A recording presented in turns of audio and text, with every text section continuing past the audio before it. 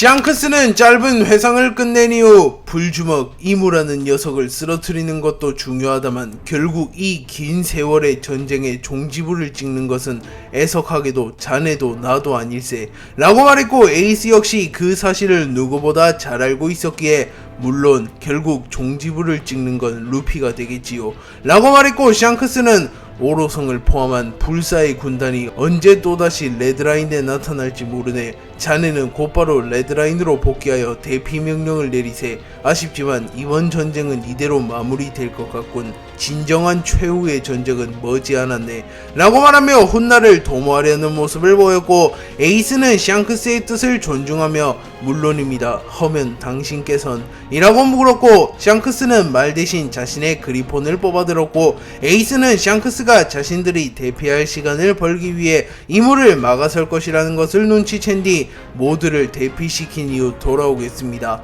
라고 말한 뒤 빠른 속도로 레드라인으로 복귀했고, 에이스는 레드라인에서 주둔 중인 써니오, 레드포스오, 모비딕 등을 향해 모두 대피해라, 이 전쟁은 여기서 마무리 짓자고 라고 소리쳤고, 조로는 써니오에서 몸을 비틀거리며 불주먹 이무는 어떻게 되었지? 라고 물었고, 에이스는 현재 빨간머리 샹크스와 대치 중이다. 그 과정에서 사버는 치명상을 입으며 쓰러졌고 불사의 군단이 또다시 레드라인을 향해 집결 중이다. 아쉽지만 훗날을 도모하는 게 맞다고 라고 소리쳤고, 로비는 냉정한 모습을 보이며 그래, 우리의 준비가 부족했던 거야 라고 말했고, 징베는 곧바로 배를 돌리며 하지만 빨간머리를 홀로 남겨둘 순 없는데 라고 말했고, 그 순간 루피가 조로와 쌍디를 들쳐맨 뒤 에이스를 향해 점프했고, 에이스는 놀라는 표정을 지으며 루피를 캐치합니다. 그리고 루피는 에이스의 말이 맞아, 이 이상의 전쟁은 의미가 없어. 하지만 샹크스를 두고 떠나갈 순 없는 노릇이라고.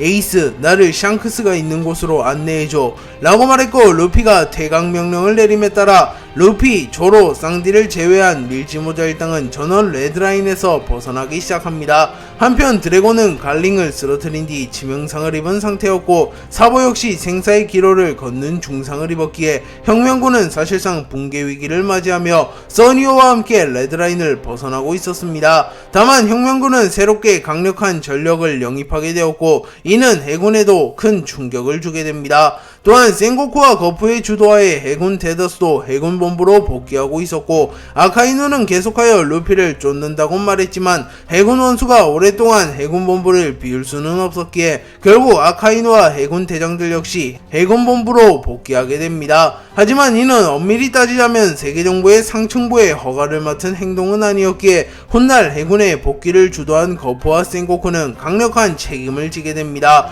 그리고 양 세력의 99%가 넘는 병력이 퇴각하며 사실상 레드라인과 마리조아에서 이어진 전쟁은 끝이 나게 되었고, 이무, 아이기스, 오로성, 루피, 조로, 쌍디, 샹크스, 에이스, 키자루, 레일리 등 굵직한 인물 몇 명만이 여전히 전투를 이어가고 있었으며, 그 전쟁 역시 장기전으로 이어지진 않을 것이며, 대지의 신이 나타나며 전쟁은 마침표를 찍음과 동시에 세계의 운명을 결정짓는 최후의 전쟁은 마침내 눈앞으로 다가오게 됩니다. 샹크스는 홀로 이무를 상대하기로 결정한 이후 곧바로 자신의 검 그리폰을 다시 한번 뽑아들었고, 샹크스의 패기가 워낙 강력했기에 엄청난 바람이 불어오는 듯한 묘사가 나옵니다. 하지만 이무는 가소롭다는 듯이 샹크스를 바라보며 피거랜드 가문은 걸출한 인재들이 여럿 있었지. 하지만 결국 네로나 가문의 하수인이라는 운명을 벗어날 순 없었다 라고 말했고, 샹크스는 운명에 속박되는 것만큼 어리석은 것은 없소. 운명을 맹신하는 건 결국 현실을 부정하는 것과 다름없으니 말이오 라고 말한 뒤 카무사리를 사용하여 이무를 공격합니다. 그리고 이무는 자신의 주먹에 무장색 패기와 폐왕색 패기를 휘감은 뒤 샹크스의 카무사리를 막아섰고, 샹크스와 이무의 폐왕색 패기가 충돌합니다. 그리고 이무는 루피와 격돌하며 매우 지친 상태였기에 기량이 크게 하락한 상태였고, 이무와 샹크스의 폐왕색 패기는 대등한 모습을 보이며 팽팽한 충돌을 이어갔고, 이무는 조금은 당황하는 듯한 표정을 지으며 피거랜드의 애송이가 라고 소리쳤고, 그 순간 이무는 야오의 힘을 일부 회복하였고 순간적으로 이무의 공격력이 증폭되며 샹크스의 카무사리를 집어삼켰고 샹크스는 충격을 입으며 멀리 날아갑니다. 그러나 샹크스는 쓰러지지 않았고 순식간에 이무에게 접근한 뒤 폐양색 패기를 마치 번개처럼 방출시켰고 이무는 견문색 패기를 사용하여 샹크스의 공격을 피해내려 합니다. 하지만 그 순간 샹크스는 폐양색 패기를 극대화하며 견문사회를 사용하여 이무의 견문색 패기를 삭제시켜버렸고 이무는 순간적으로 빈틈을 허용하게 됩니다. 그리고 이무는 그 순간을 놓치지 않고 곧바로 자신의 검 그리폰의 폐양색 패기를 휘감았고 다시 한번 카무사리를 사용하여 이무를 공격하였고 이무는 샹크스의 공격을 막아내지 못했고 결국 치명상을 입으며 멀리 날아가며 땅에 처박혀버립니다. 그리고 샹크스는 거친 숨을 내쉬며 이무를 마무리 짓기 위해 이무에게 다가갑니다. 레일리, 가바니, 겐타이와 상대하던 와중 키자루가 나타났고 키자루와 레일리가 격돌하게 됩니다. 레일리는 키자루를 바라보며 키자루군, 결국 자네와 다시 맞붙는 날이 오는군 이라고 말했고 키자루는 저번에는 가벼운 마음으로 왔었다면 이번에는 꽤나 무거운 마음으로 온 거라서 말이죠 라고 말하며 꽤나 진지한 표정을 지으며 레일리에게 다가갑니다. 한편 당시에는 아직 겐타이와 가반이 대결을 펼치고 있던 시점이었고 겐타이와 가반은 혈투를 벌이고 있었고 겐타이가 기량적으로 우위의 모습을 보이며 가반을 압도하는 모습을 보이고 있었습니다. 그리고 레일리는 가반을 신경쓰는 듯한 모습을 보이며 빨리 키자루와의 대결을 마무리 지은 뒤 가반을 도우려 하는 모습을 보입니다. 하지만 키자루가 이를 보고만 있을 리는 없었고 번쩍번쩍 열매의 능력을 사용하여 순식간에 레일리에게 다가온 뒤 레일리를 땅에 처박아 버리는데 성공하였고 레일리는 가반에게 온 신경을 쓴 터라 키자루의 공격을 막아서지 못하며 꽤나 충격을 입으며 땅에 처박혀 버립니다. 그리고 키자루는 순식간에 레일리에게 날아간 뒤 대결에서의 방심은 곧 패배로 직결된다고요. 해적왕의 오른팔이었던 당신이 그걸 모를 리는 없을 테고 설마 저를 상대로 방심하신 건가요? 그렇다면 꽤나 자존심이 상하는군요 라고 말했고 레일리는 해군 대장을 앞에 두고 방심할 남자가 어디 있겠는가. 가반을 너무 무시한 것 같군. 가반이라면 반드시 이길 거라고 믿고 자네를 진심으로 상대하겠네 라고 말했고 그 순간 레일리의 폐양색 패기가 뿜어져 나왔고 키자루는 안면이 찌릿찌릿한 느낌을 받습니다. 그리고 키자루는 번쩍번쩍 열매의 능력을 사용하여 순식간에 레일리에게 다가간 뒤 다시 한번 발차기를 시도했지만 그 순간 레일리는 키자루의 다리를 베어버리는데 성공했고 키자루가 재생할 틈도 주지 않고 자신의 검에 무장색 패기를 휘감은 뒤 키자루의 복부를 찔러버리려 합니다. 하지만 키자루는 미리 자신의 복부를 빛으로 변환시키며 복부를 비워두었고 레일리의 칼날이 자신의 복부로 향하는 즉시 천총 운검을 꺼내들어 레일리의 검을 땅에 꽂아버린 뒤 레일리의 앞면에 발차기를 적중했고 레일리는 치명상을 입으며 멀리 날아갑니다.